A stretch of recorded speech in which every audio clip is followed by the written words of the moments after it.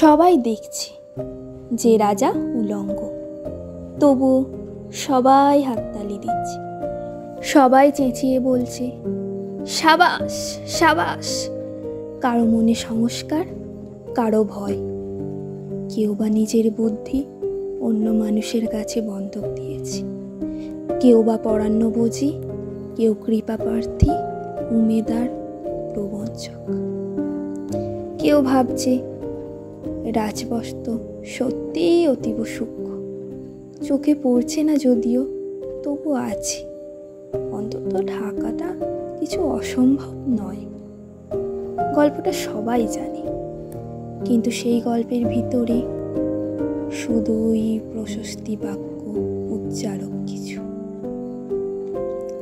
আপাদমস্তক ভীতু, ফন্দিবাজ অথবা নির্বোধ স্থাপক ছিল না। একটা শিশুও ছিল, সত্যবাদী, সরল, সাহসী একটি শিশু। নেমেছে গল্পের রাজা বাস্তবের প্রকাশ্য রাস্তায়। আবার হাততালি উঠছে, মোহন জমে উঠছে স্তাবক বৃন্দের ভিড়। কিন্তু সেই শিশুটিকে আমি ভিড়ের ভিতরে আজ কোথাও দেখছি না।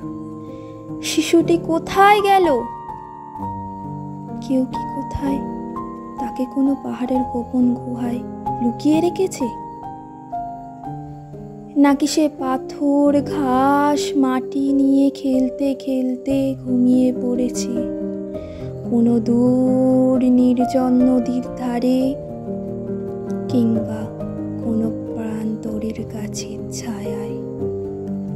যাও, তাকে যেমন করেই হোক খুঁজে আনো। সে এসে একবার এই উলঙ্গ রাজার সামনে নির্ভয়ে দাঁড়াক।